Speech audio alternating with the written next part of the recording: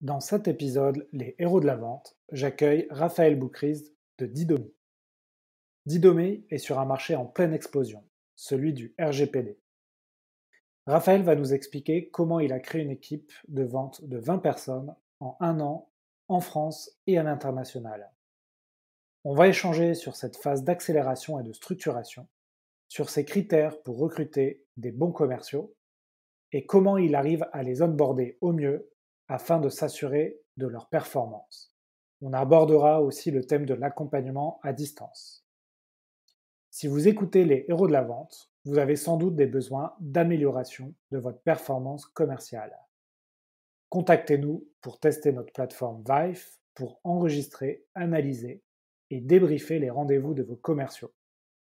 Si vous voulez aller encore plus loin, nous pouvons vous proposer les meilleurs coachs de vente qui sont passés sur le podcast afin de vous former et de vous entraîner sur vos propres rendez-vous à travers la plateforme Vive. Bon épisode à tous!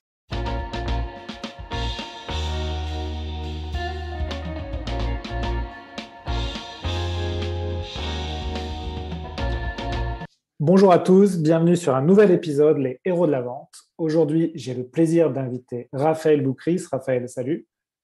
Salut Alexandre. Alors Raphaël, comme tous les invités, je vais te demander de te présenter et de présenter ta société, ton activité aujourd'hui. Oui, avec plaisir. Donc, je suis Raphaël Boucrist. Donc, je suis le VP Sales et cofondateur de Didomi. J'ai un parcours très commercial, avant en tant que BizDev et ensuite dans du management et la direction commerciale. Et Didomi, en quelques mots, on est une société qui est spécialisée dans la gestion du consentement. Donc, c'est un peu barbare comme terme, mais c'est tout ce qui est gestion des permissions pour l'utilisation des données personnelles. Je vais donner un exemple très simple pour tous les auditeurs. On a un gros éditeur des fameuses bannières, cookies que tu peux voir un petit peu partout sur le site d'Orange, du Bon Coin ou des Échos. Et on fait également ce qu'on appelle des preference centers, des centres de préférence qui permettent aux entreprises de mettre à disposition de leurs utilisateurs finaux un endroit dans lequel tu peux gérer tous tes opt-in et tes opt-out, que ce soit je veux recevoir des mails une fois par semaine ou alors jamais, des SMS, tout type de notifications, j'ai envie de dire, qui nécessitent le consentement. Puisqu'avec le RGPD, les entreprises ne peuvent plus utiliser de données personnelles sans base légale et le consentement, c'est une base légale très forte. Voilà ce qu'on fait, quelques chiffres. Didomi aujourd'hui, c'est après 4 ans et demi, 4 ans d'existence, c'est 70 collaborateurs, c'est plusieurs centaines de clients et plusieurs millions d'euros d'ARR. Je ne pourrais pas être beaucoup plus précis sur, sur les chiffres. Et, et c'est une culture sales et tech très forte. Et aussi une fibre internationale particulière puisque sur 70 salariés, on a plus de 20 nationalités qui sont représentées. Voilà pour essayer de faire le plus court possible. D'accord, merci Raphaël. Alors, comme on a un timing qui est un peu serré, c'est vrai qu'on va essayer de faire un épisode le plus pratique possible pour avoir un bon retour d'expérience de Didomi. Alors, tu as cité le RGPD, j'imagine, c'est un peu le mot-clé de votre société. Avec le RGPD, il y a plusieurs boîtes qui se sont construites. Tu m'as dit, Raphaël, ça faisait 3 ans que vous existiez, c'est ça? Ça fait 3 ans et demi, D'accord. l'entreprise a été immatriculée en août 2017, donc ça fait, 3 ans et demi maintenant et on commercialise depuis 2 ans et demi. On va dire les premières ventes se sont faites, aux alentours de l'entrée en vigueur du RGPD, donc avril-mai 2018. Ouais, c'est ça, c'est exactement ça. Vous avez levé des fonds ou vous êtes sur fonds propres? Alors, l'entreprise était, quasi bootstrap jusqu'à Ouais, la série A, donc on n'a pas fait de tour de seed. Il y a eu quelques angels au début, mais pour des montants, faibles et ensuite on s'est financé grâce à nos clients, ouais, et donc on a levé, on l'a annoncé donc l'année dernière, on a fait une série A avec Brega Capital ok, et un complément de dette, donc le tour c'est, 5 millions d'euros. d'accord, très bien. Bon, c'est pour bien avoir le contexte de ta société. Alors, Raphaël, on va passer dans le vif du sujet. Toi, tu voulais me parler de la construction d'une équipe de vente. Donc, en gros, on va prendre ce que tu as fait avec Didomi, mais Vous avez construit une équipe de vente de 20 personnes en 12 mois en France et à l'international. Et donc, le sujet, c'est comment tu as fait, en fait. Est-ce que tu peux nous dire déjà pourquoi tu voulais nous parler de ce sujet? Alors, effectivement, alors c'est assez drôle. J'avais mis un post LinkedIn, il y a 1 mois et demi, je crois, justement en expliquant que, j'avais eu, ce challenge, hein, de monter rapidement une équipe commerciale, et en plus on a pas mal de complexité, hein, on est assez international, donc il fallait lancer plusieurs pays en même temps et je proposais, du coup, gracieusement d'aider, toute personne qui voyait ce post et de l'aider à structurer, hein, puisque c'est une phase qui est très compliquée, Alexandre, quand, tu dois accélérer et que tu passes, comme un peu d'une petite boîte à une grosse boîte, mais tu passes d'une toute petite équipe commerciale où, tu as 1, 2 ou 3 personnes, dont le CEO et le directeur commercial et le premier sales à vendre, à une structuration. Et donc du coup, il y a plein de sujets, sachant qu'en plus tu dois porter le chiffre de début, qu'il y a du ramp up et que tout ça est voilà, donc tu as le court terme et le long terme à faire marcher en parallèle. Donc suite à ça, j'ai eu énormément de sollicitations, donc je pensais que c'était assez, intéressant effectivement quand on s'est rencontrés suite à ce poste-là où, bah, moi ça m'intéressait de pouvoir faire partager cette expérience parce que je pense que j'ai réussi à ma modeste échelle à aider des personnes, qui en sont voilà, à cette étape-là et donc moi en 12 mois effectivement on savait qu'on allait lever des fonds. On était, voilà toute fin 2019, hein, décembre 2019, et fallait commencer à structurer, à déployer son capital. À cette époque, il y avait, Romain, mon associé qui est le CEO et Antoine, qui était notre premier sales. Donc comme je le disais, on a quasi bootstrap, donc on avait déjà de la traction. On n'était pas trop mauvais sur la partie commerciale, mais on était peu, hein et tu vends un BP en général qui est très ambitieux, et du coup tout ça nécessite, d'embaucher, de trouver les bonnes personnes qui sont essentielles au début et de mettre en place énormément de process, sur les scripts, sur les présentations et cetera et je me suis attelé, assez rapidement à cet exercice et effectivement, on est un peu plus de 20 personnes maintenant, hein, avec une structuration, assez classique à l'américaine avec des SDR, avec des account executives, avec, 1 voire maintenant 2 pre-sales, des sales ops. Donc tout ça a pris forme. Et donc voilà, c'est pour ça que c'était, super important pour moi d'expliquer ce sujet-là parce qu'en fait, c'est bien de lire, des livres ou des blogs, mais souvent on a pas mal de questions, on a des paniers qui sont différents et je pense que c'est important de comprendre les bonnes étapes pour structurer tout ça. Ouais, alors, j'ai pas mal de questions, quand tu m'expliques, ça, en fait, j'ai plein de questions qui me viennent en tête. Je vais essayer de les prendre dans l'ordre au maximum, mais alors justement, la première question, ça va pas forcément être dans l'ordre, mais tu as parlé de ramp up. Donc, pour ceux qui ne connaissent pas, en fait, c'est le temps que met un commercial que tu embauches à en fait être efficace. Est-ce que ça, j'y pense maintenant parce qu'on m'a posé la question il y a quelques jours. Chez vous, le ramp up, tu l'évaluerais à combien? Et est-ce que tu as mis des choses en place pour accélérer ce ramp up? Voilà, j'ai une question en fait qui me vient à l'esprit parce qu'on me l'a posée il y a pas très longtemps et c'est vrai que c'est un sujet qui revient souvent dans les recrutements, c'est comment je rends ma nouvelle recrue le plus rapidement efficace. Ouais, bien sûr et c'est pas évident. Alors oui, effectivement, nous le ramp up, on déjà je compte 3 mois, à partir de l'arrivée de la personne où il va se passer quasiment rien, hein. C'est-à-dire qu'en termes de chiffre d'affaires concret, j'ai envie de dire, Ouais. on voilà, c'est une phase d'onboarding, de montée en compétences, heu, mais grosso modo chez nous, ce qu'on attend, avant que la personne fasse un full quota, au bout de 6 mois, c'est-à-dire que voilà, au bout de 6 mois à partir de son arrivée, la personne doit commencer à être sur son rythme de croisière, hein, sur la partie newbies. Bien sûr, on attend déjà, à peu près, on va dire un demi quota plein le deuxième trimestre et voilà, 1er trimestre, c'est, prendre des démos, closer ses premiers deals. Mais moi, j'ai pas des attentes extraordinaires sur le premier trimestre en cours, à part s'il y a quelques inbound ou des choses qui sont facilement closables.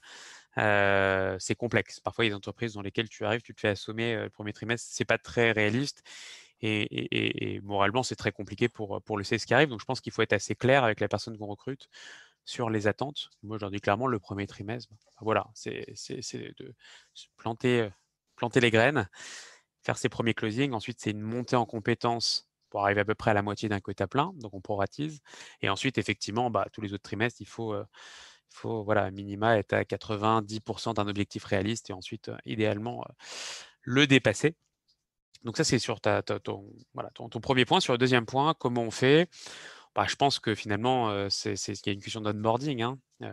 Ouais. Faire en sorte qu'il va y avoir beaucoup de shadow, que la personne puisse écouter des calls, puisse, si on a l'autorisation du client, on est sensible au RGPD, si on enregistre justement à des fins pédagogiques des meetings avec des clients, des visioconf, pouvoir les utiliser. Et il y a plein de bons outils, hein, dont le tien, Alexandre, pour faire ça.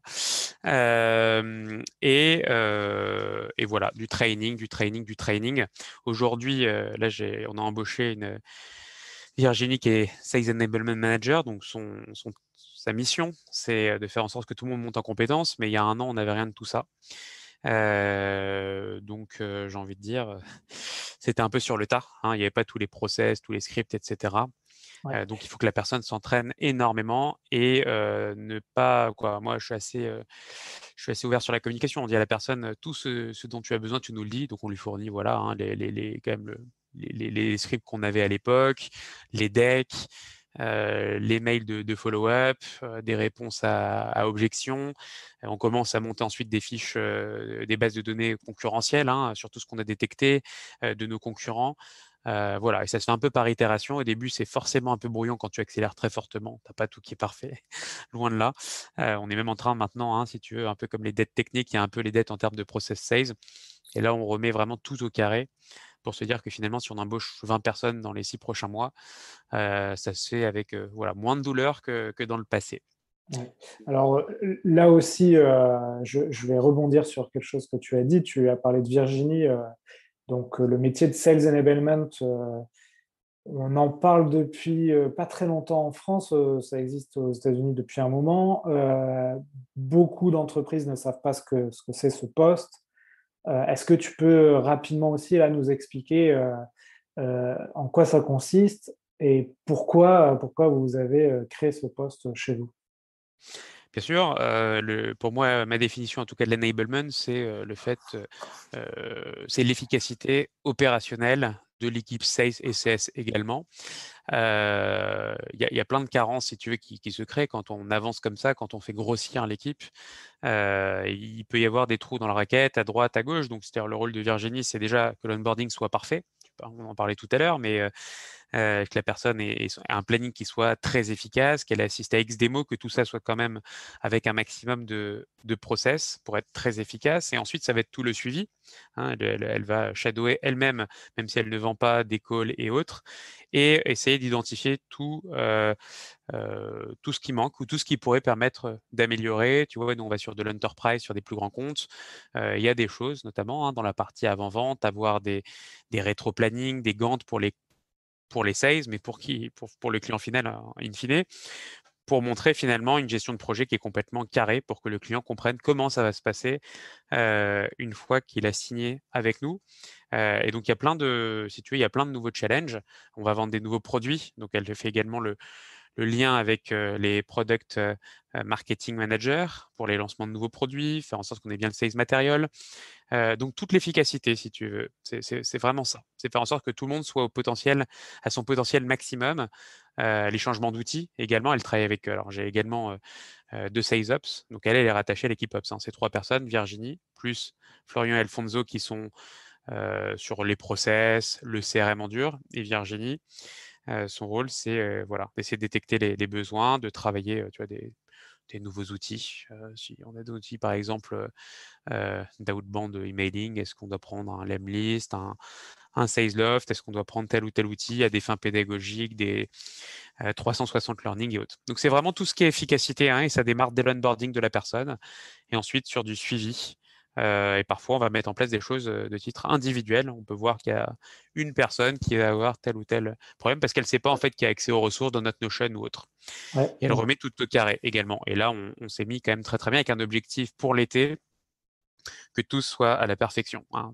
Les scripts, les présentations par industrie, par produit, tout doit être nickel, tous les planning onboarding. Donc tout ce qu'on n'a pas fait entre guillemets, ou qu'on a fait en fait, hein, mais pas forcément de façon hyper carrée, il faut se dire, voilà, tout doit être maintenant nickel, puisque c'est un confort ensuite pour la suite qui est énorme. Hein. Quand une personne rentre, c'est quand même plus confortable pour le sales de savoir exactement le parcours qu'il va intégrer, de l'onboarding à son suivi, l'amélioration, etc., etc.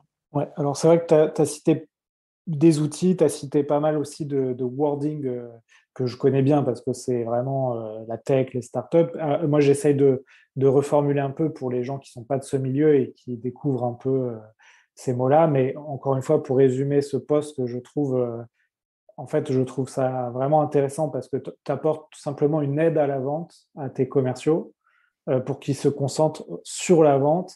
Et finalement, tout ce qu'il y a autour, sur les outils, tu vas mettre ce que tu as appelé des sales ops qui vont aider les commerciaux sur les outils, par exemple, de CRM. Et puis sur l'onboarding, le training, la formation et le contenu que les commerciaux vont pouvoir utiliser, là, tu apportes Virginie qui a donc ce poste de Sales Enablement. Donc, j'invite les boîtes qui ne connaissent pas forcément ce poste-là à se renseigner parce qu'en fait, finalement, tu te rends compte que quand tu enlèves toutes ces frictions pour le vendeur, eh ben, il améliore sa performance simplement. Oui, je pense qu'il faut faire des choix assez tôt. Hein. Parfois, ça arrive plus tard dans des boîtes, tu vois, même nous Ouais. d'avoir en termes sales ops, etc.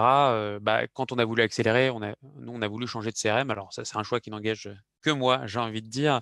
Ouais. Mais on avait HubSpot CRM Sales qui était très bien, mais finalement, par rapport aux intégrations et autres, moi, je sentais qu'à un moment, on allait avoir besoin de Salesforce CRM. Encore une fois, je dis ça n'engage que moi parce que je sais que le produit HubSpot est quand même très bon et il y a pas mal de personnes qui l'utilisent, même à Ouais. des stades très avancés. Mais bon, j'ai ma préférence sur Salesforce avec un raisonnement un peu bête, hein, mais c'est de se dire, voilà, pour arriver jusqu'aux 80 ou 100 millions d'ARR, à un moment, j'aurais besoin de Salesforce CRM, même si on a HubSpot sur la partie marketing, comme quoi.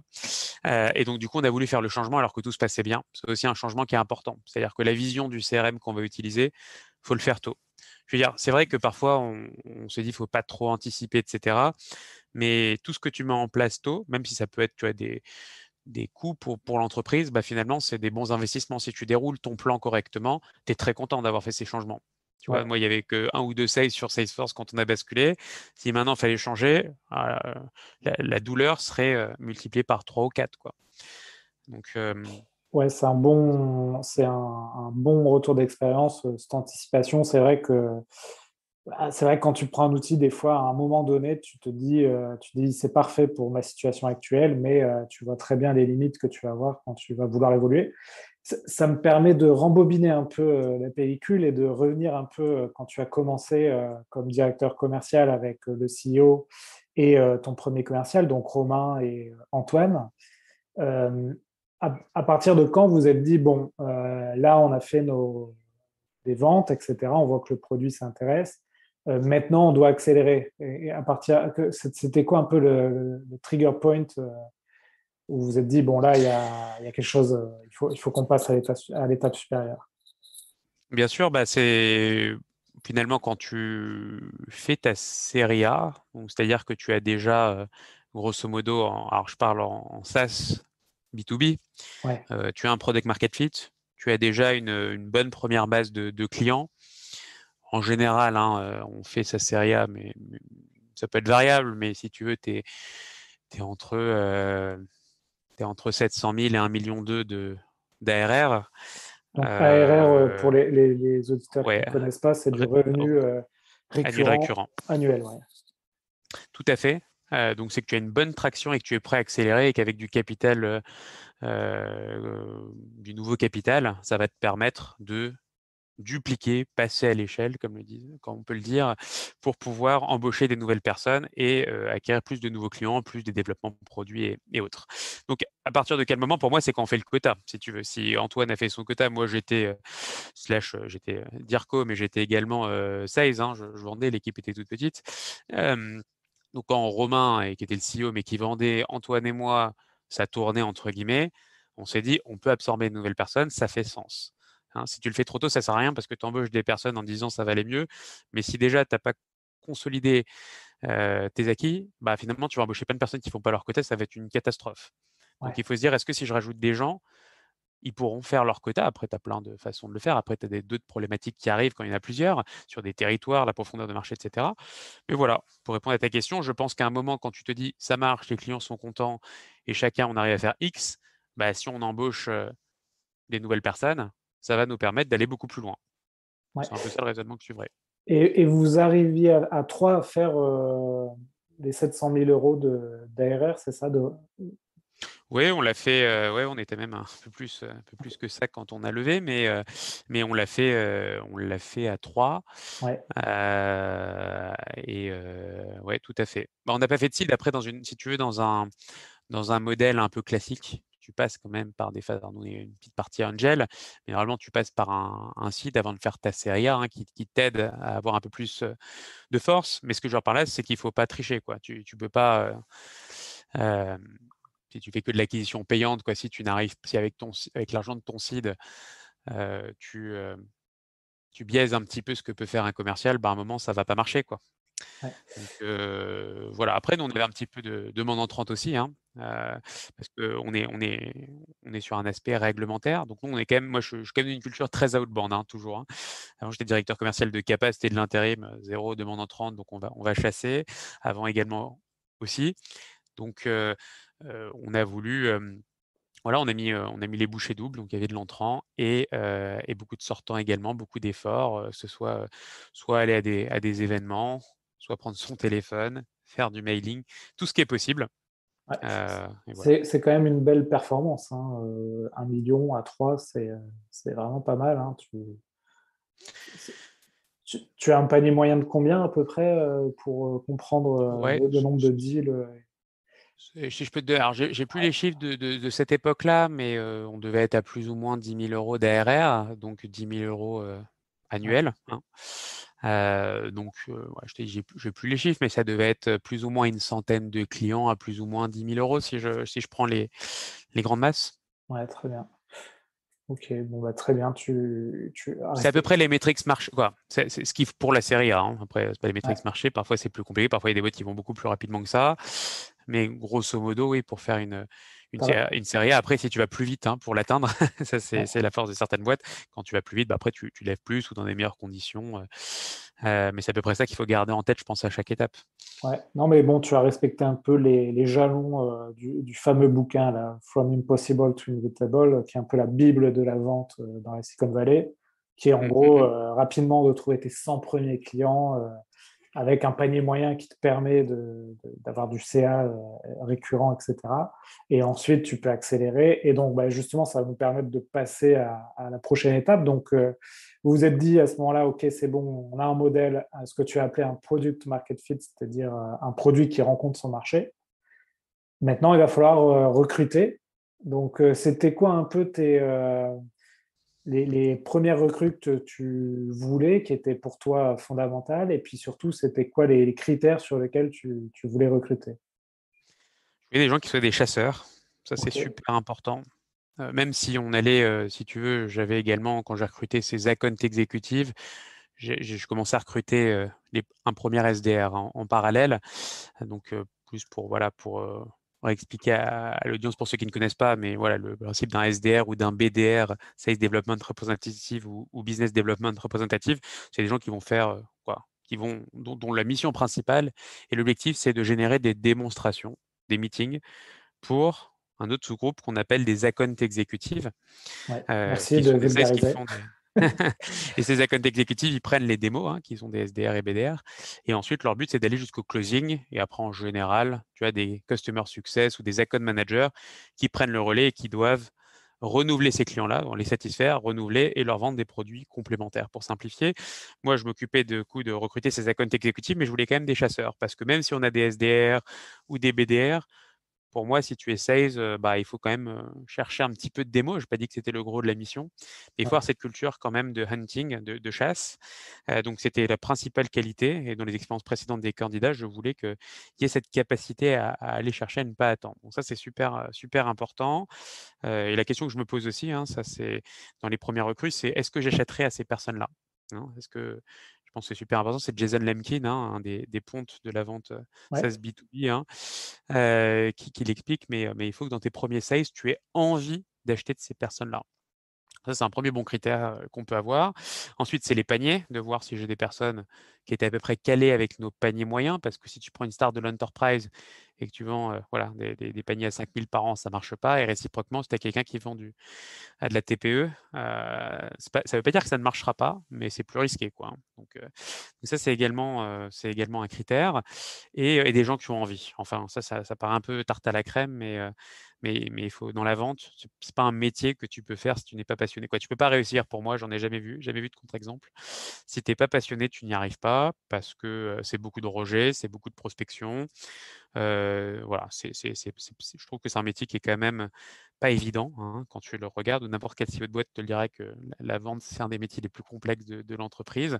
Il y a de la pression, il y a des quotas à atteindre et s'il y a pas de chiffres, bah, ça met en péril, indirectement, la boîte, même si tous les autres départements sont aussi très importants. Donc il faut des gens qui ont envie.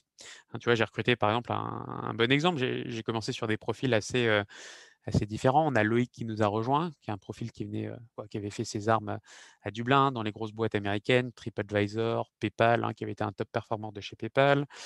Très bon chasseur, qui performe très bien. J'ai Sergio qui nous a rejoint sur le marché espagnol, qui est par exemple un profil qui n'avait jamais fait de vente. Alors, ça peut paraître un peu absurde ou bizarre, mais c'est quelqu'un qui était plutôt sur des fonctions financières et qui voulait absolument se reconvertir dans la vente. Et qui avait une envie débordante, quoi, si tu veux. Donc, natif, il vient de Colombie, donc natif espagnol.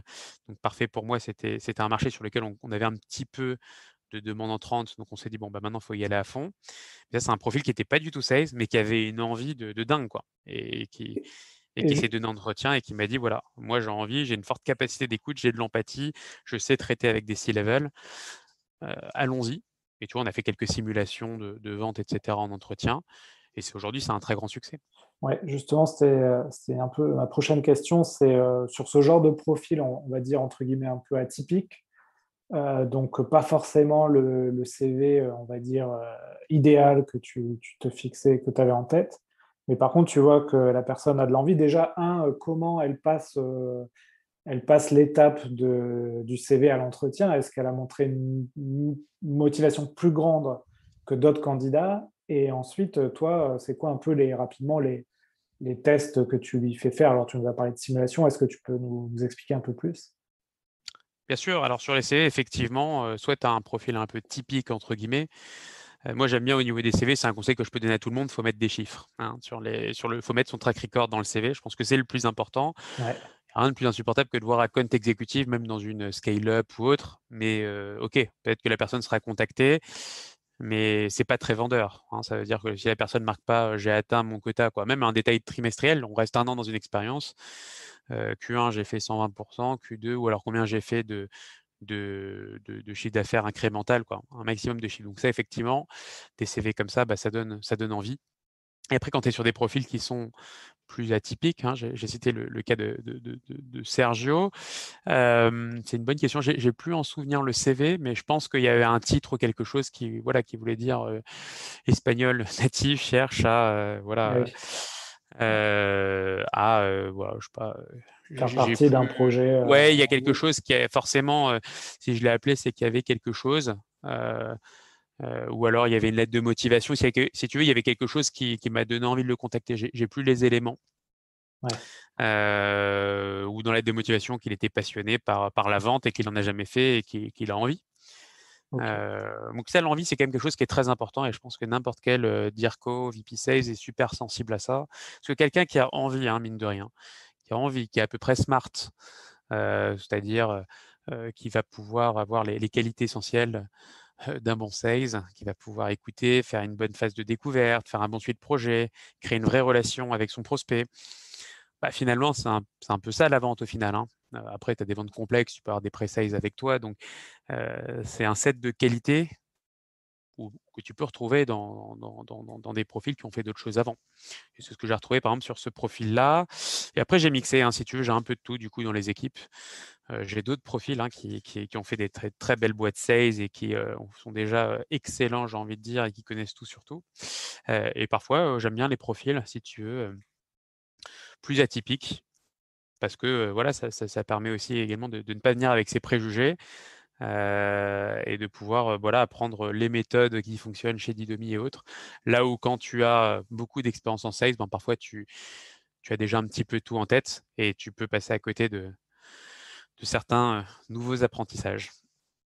Ok, très bien. Et donc, le Sergio, juste pour finir, tu lui as fait un entretien où tu lui as demandé de simuler une vente, c'est ça?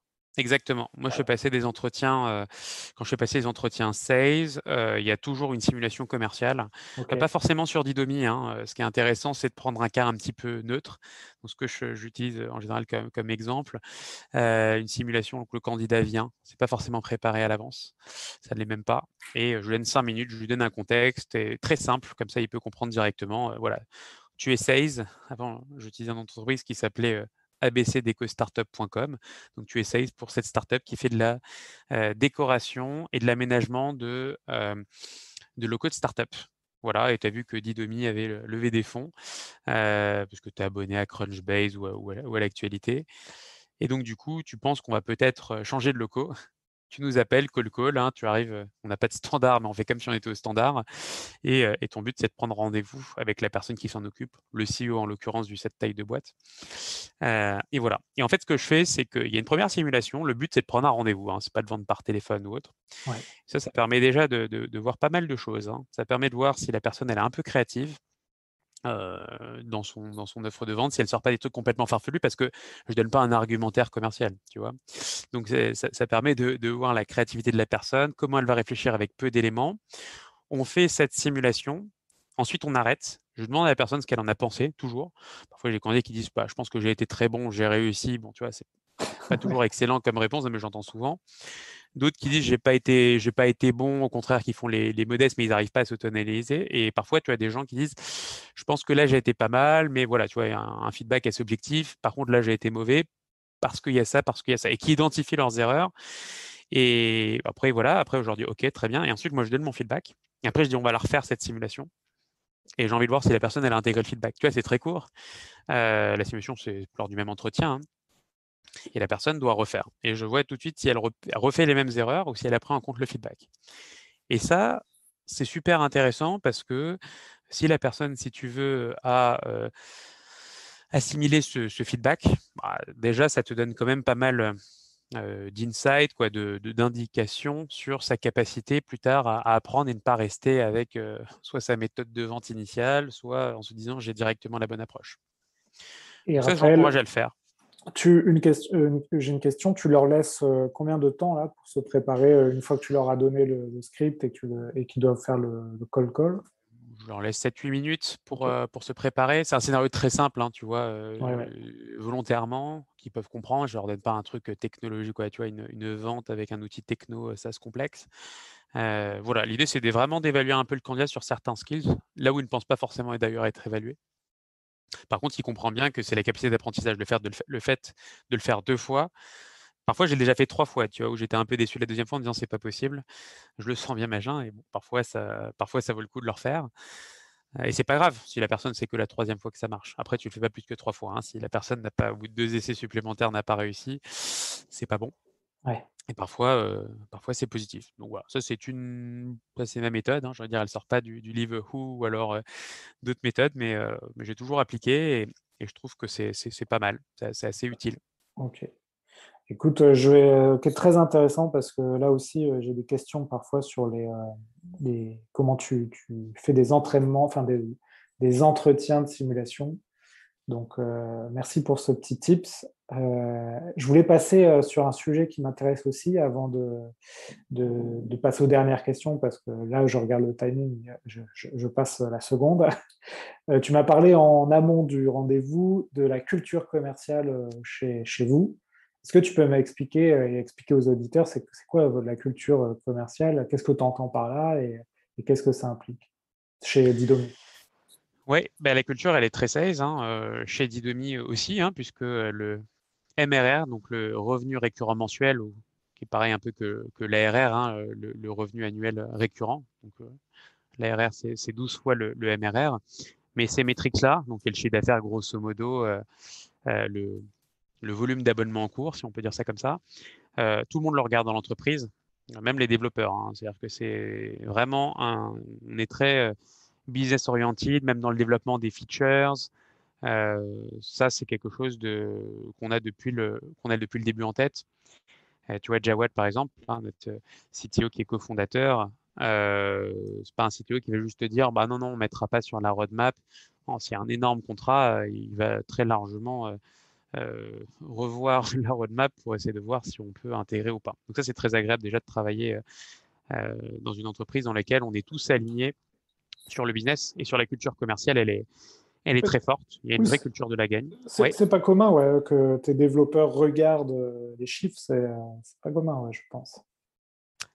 Non, ça vient de Jawad, notre CTO, qui a aussi, euh, tu vois, pour qui c'est très important, quoi. C'est le chiffre d'affaires, en fait. Au final, on peut se dire tout ce qu'on veut, mais tout est indirectement orienté sur le CA. Quand un développeur, quand un product, quand le marketing, tout ce qu'on fait, au final, il y a un juge de paix, c'est le chiffre d'affaires, hein, parce que si on n'a pas, on peut dire qu'on a le meilleur produit du monde. T'échoues un petit peu quand tu lances une société, à part Ouais. si c'est bien sûr une ONG ou une société à mission.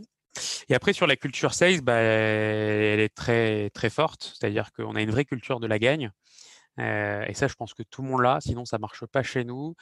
Euh, Perdre, c'est embêtant, tu vois. C'est-à-dire qu'effectivement, on apprend de nos échecs, etc. Ça, je suis tout à fait d'accord, mais c'est embêtant. Donc, on fait un vrai post-mortem quand on perd un deal, même s'il est tout petit. Tu vois, même si c'est un deal à 250 € par mois qu'on a perdu face à la concurrence, il faut comprendre pourquoi. Est-ce qu'il manquait une feature? Est-ce qu'on n'a pas été bon? Est-ce qu'on a loupé qui était le vrai décisionnaire? Donc ça, c'est super important. Et je pense qu'on est tous très attachés chez Didomi à ça. Et moi, j'essaie de l'inculquer depuis le début et dans toutes les entreprises où je travaille également. Faut pas se dire, ah, c'est pas grave, j'ai signé 3 deals, j'ai perdu celui-là. Non, c'est pourquoi on perd celui-là. Faut viser l'excellence. C'est-à-dire qu'on perd, on perd, hein, et plein de fois comme plein d'entreprises. Mais la culture, en tout cas, est très, très forte. Moi, autant, tu vois, c'est vrai que je suis, je pense, même si c'est galvaudé, mais très bienveillant. Je fonctionne pas du tout à la pression. Les gens se responsabilisent un maximum dans l'équipe sales. On n'a pas de gens ultra juniors aussi, hein. C'est une des raisons pour lesquelles Ouais. je n'ai pas besoin, tu vois, d'être derrière chaque personne. Chacun se responsabilise et je pense que c'est ça aussi qui fidélise les personnes et qui se sentent responsables de leurs objectifs. Mais tout le monde sait effectivement que sur un deal sur lequel je ne le sens pas, oui, je peux sur le coup être un peu, un peu lourd et demander 10 fois par jour à la personne. Ok, mais là je suis pas convaincu, je sens qu'on va le perdre. Tu vois, est-ce qu'on a vraiment toutes les cartes en main pour gagner? C'est pas grave de perdre une fois que tu as fait le maximum, mais il faut vraiment avoir fait le maximum. Et nous, si tu veux, on est sur un secteur voilà, qui dépend du RGPD. On peut dire c'est top, c'est facile. Non, c'est très compliqué parce que justement, il y a nous, on est face à quelques géants américains, dont un, si tu veux, qui n'a pas peur de faire, voilà, de dumper sur les prix, donc c'est-à-dire de vendre quasiment à perte pour gagner des logos, si tu veux. On n'est pas que dans une course au chiffre d'affaires pour certains de nos concurrents, c'est vraiment la conquête. Et nous, on est plutôt une solution premium, Didomi, donc plutôt plus sur le haut, heu voilà, sur le haut, on va dire, du marché en termes de prix, parce qu'il y a de l'accompagnement, on a une super solution. Les clients sont globalement très satisfaits, il y a plein de recommandations, de bouche à oreille, et cetera. Et donc du coup, tu imagines bien qu'il faut se battre, 10 fois plus dur quand tu as une solution un peu premium face à, quelques mastodontes qui lèvent, quand tu lèves quelques millions, qui lèvent quelques centaines de millions. Et donc voilà, donc c'est la guerre entre guillemets. Alors c'est une guerre saine, mais c'est la guerre. Il faut rien lâcher parce que si t'es pas extrêmement sharp, bah, tu perds en fait, hein. C'est Ouais. sûr que tu es face à des concurrents qui peuvent pas se permettre de perdre le moindre deal. Et on est plutôt content là-dessus voilà, quand on gagne et alors qu'on est plus petit ou on a moins de références.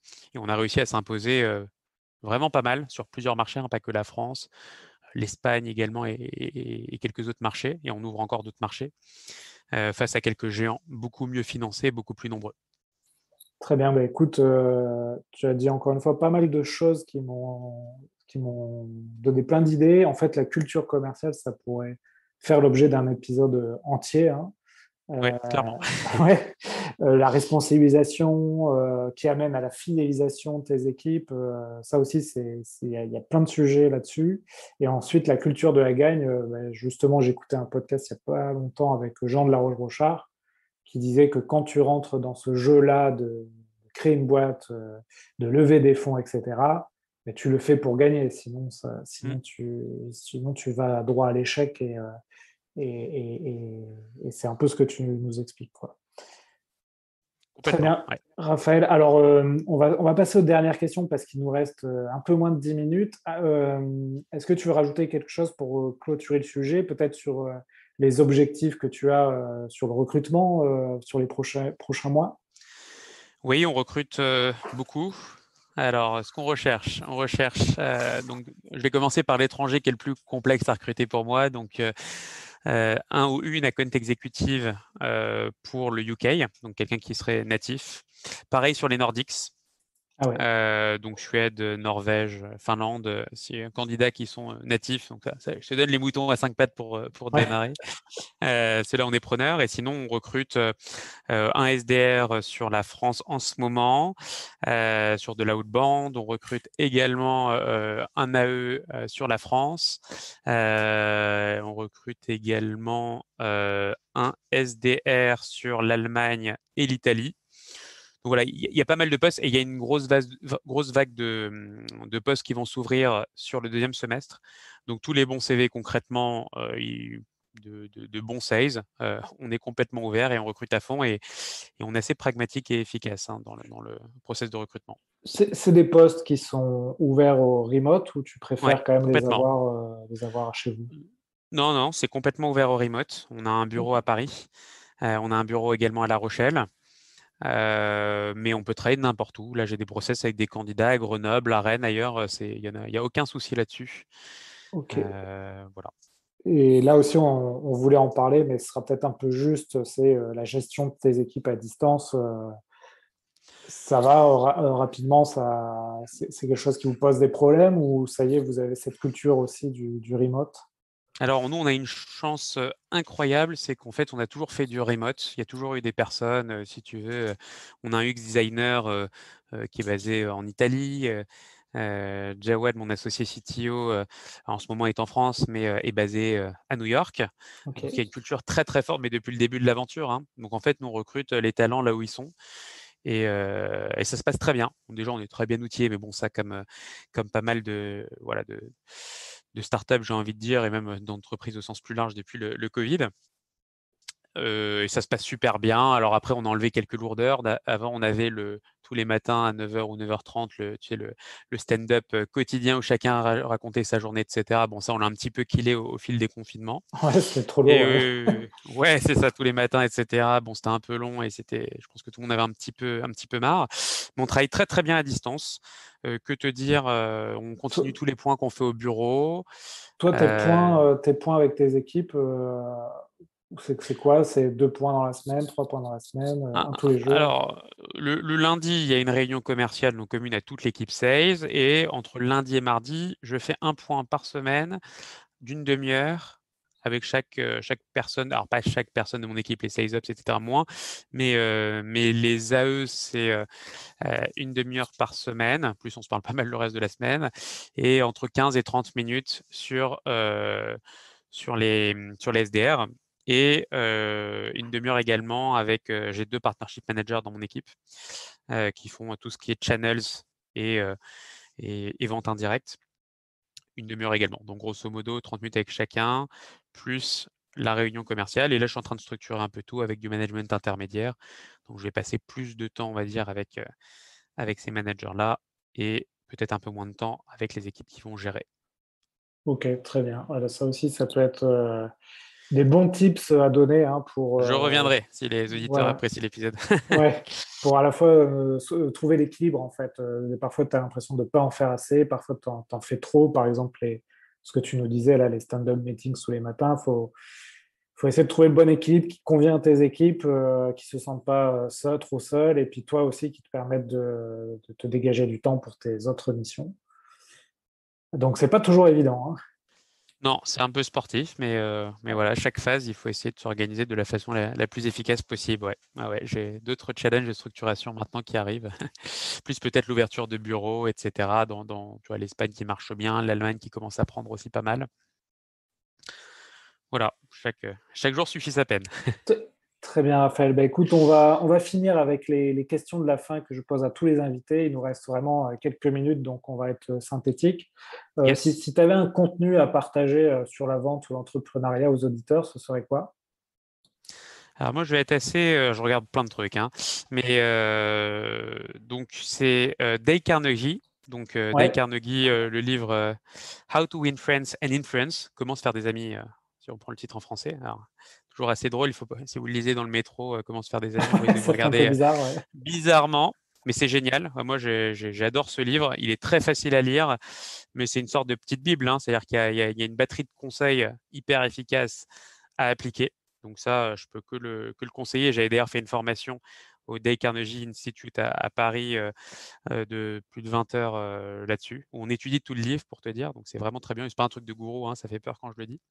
J'aime bien en ce moment également Masterclass. Je sais pas si tu connais, mais Ouais, masterclass.com. je me suis abonné. Pour l'instant, j'ai regardé que la masterclass de Howard Schultz de Starbucks et Ouais, puis sur Starbucks. une masterclass sur un dresseur canin. Bon, Très bien. Ouais. Moi, je regarde celle sur l'ancien négociateur des services GGM. secrets, Ouais. Mr. Voss. Donc ça, c'est très intéressant. Il y Oui. en a un sur les ventes, il y en a un sur les échecs. Donc bon, Ouais. j'aime beaucoup. Celui sur les Euh, ventes, effectivement, je me suis mis ça dans ma to-do list. Il faut que je le regarde. Faut que je... Et... donc masterclass, très bien. Et sinon, tout ce qui est développement personnel, j'ai énormément. Moi, je suis un passionné. J'avais un blog à l'époque là-dessus. Ok, Donc tout ce qui est développement personnel à fond. très bien. Donc, voilà. Est-ce que justement, en termes de développement personnel, est-ce que tu as des routines ou des choses que tu fais chaque jour qui te permettent d'être efficace ou de te sentir bien? Le sport, moi j'aime bien Ouais. courir à mon modeste niveau. Quand ça va pas, quand il y a un appel d'aide difficile ou autre, ou un client perdu, aller courir, ça fait toujours beaucoup de bien. On se sent mieux après ou n'importe quel sport. Avec un podcast dans les oreilles, hein, j'écoute un podcast donc assez connu, hein, Mathieu Stéphanie, Ouais. Génération Do It Yourself, sur l'entrepreneuriat. Donc je suis très très assidu. Je pense que j'ai écouté presque les 180 ou 190 épisodes maintenant. Donc ça dans les oreilles pour aller courir au bois. On est au top. Donc, Eh c'est ben, ce que je peux conseiller à fond, quoi. ouais. Eh ben, écoute, Mathieu Stéphanie est passé là. Je viens de publier l'épisode sur D'accord. l'héros de la vente, donc tu pourras y jeter une oreille. On parle de vente et de son podcast justement. Ouais, c'est vraiment extraordinaire comme contenu. Si vous ne l'avez pas encore écouté, vous avez de la chance, vous allez découvrir beaucoup de très beaux épisodes. Et pour terminer en termes de logiciel, bah, rien de très extraordinaire. J'ai Microsoft To Do pour ma to-do list, Salesforce au quotidien, hein, qui est un peu la mémoire vive de Didomi. Et quoi d'autre? Non, c'est à peu près tout. Asana également sur la gestion de projet. Très bien. Bon, bah, très bien. On finit. Allez, 2 minutes, deux dernières questions. On peut en faire qu'une si tu veux. Yes. Est-ce qu'il y a une vente qui t'a marqué dans ta carrière, qui t'a appris quelque chose? Et la dernière question, je te les fais les deux en même temps, comme ça tu gères le timing. Si tu pouvais inviter quelqu'un sur ce podcast, qui inviterais-tu? Ouais. Alors, sur la partie, alors, je vais raconter la plus belle vente que je n'ai jamais faite, entre guillemets, donc D'accord. assez drôle. C'était à l'époque, si tu veux, c'était chez Kappa. On essayait de vendre, donc on était un job board, hein, un site d'annonces en ligne pour aider les recruteurs à recruter. Et j'essayais absolument de convaincre le SIG, donc qui est tout ce qui est le gouvernement, l'armée de terre, l'armée d'air, etc., qui ont des gros budgets de recrutement, de travailler avec nous. Ils étaient gérés par l'agence Cara, je pense que c'est peut-être toujours le cas. Et c'est très très compliqué, ils sont très compliqués d'accès. Donc je suis allé beaucoup de fois chez Cara, près de la Défense, pour essayer de pitcher Kappa à l'époque et leur dire qu'il faut travailler avec nous. En plus, on avait réussi à avoir une petite campagne de la gendarmerie nationale, mais l'armée, impossible. On n'a jamais réussi. Bon, très compliqué d'accès. Et à un moment, on a pivoté chez Kappa, on est passé sur Kappa Intérim, donc on n'était plus sur le site d'annonce en ligne classique, on faisait de l'intérim. Et après avoir énormément lutté et après avoir abandonné quand on a pivoté, il se trouve que 1 an et demi après, j'ai l'acheteur qui m'appelle en disant: «Voilà Raphaël, on est super intéressé par Kappa, on a une énorme campagne à faire avec l'armée». Sauf qu'en fait, on avait un petit peu pivoté et pour le bien de la boîte. Et je n'ai jamais pu faire cette boîte alors qu'il y avait un énorme budget à la clé. Cette vente, elle est assez drôle puisque je l'ai pas faite justement, même si elle aurait pu être faite entre guillemets, parce que je pense que finalement le travail paye toujours. Tu vois, si tu t'acharnes, tu vois, je m'étais acharné un peu dans le vent, je me dis bon bah c'est mort et en plus c'est plus le focus de l'entreprise et finalement tu vois ça allait payer. J'en ai une deuxième assez drôle très rapidement. C'était voilà, chez Didomi, un client, on reçoit un mail du décisionnaire qui nous dit vous avez perdu. Et à force de se battre très fort, ben, on a gagné un mois après la vente. Hein, face à une forte détermination. On a utilisé nos clients pour qu'ils fassent, voilà, qu'ils disent qu'on était la meilleure solution pour ce client, ce prospect en question. Alors j'ai encore conservé ce mail nous disant qu'on a perdu et nous donnant le nom hein, de la solution retenue. Tu vois, donc c'est pas juste quelqu'un qui a voulu négocier ou autre. Donc celle-là était assez Donc, drôle. donc tes apprentissages, là, en fait, c'est ne rien lâcher, c'est ça?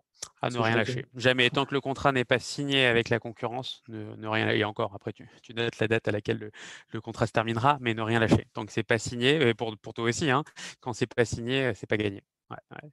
Ce que je dis aux sales, ils peuvent pas closer dans Salesforce si on n'a pas la signature. Ouais, c'est le plus Ta deuxième important. question, du coup, Alexandre, peut-être que je les zappais.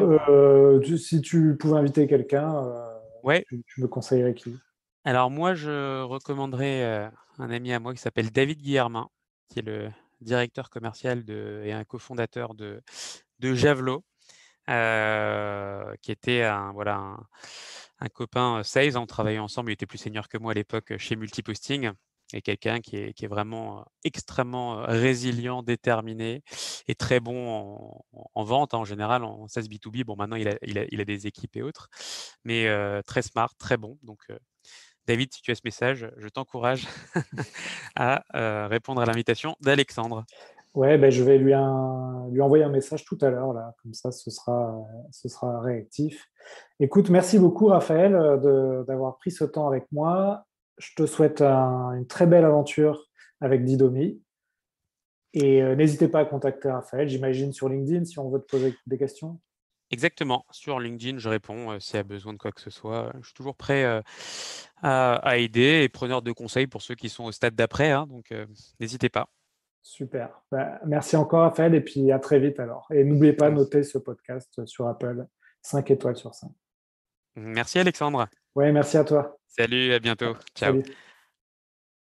Voilà, si l'épisode vous a plu, vous pouvez soutenir le podcast sur notre page Tipeee ou simplement mettre 5 étoiles sur Apple Podcast. Je reste à votre disposition par mail ou LinkedIn si vous voulez me proposer un épisode sur un thème précis autour de la vente.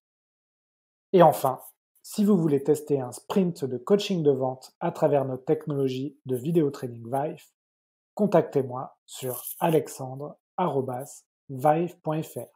VYFE.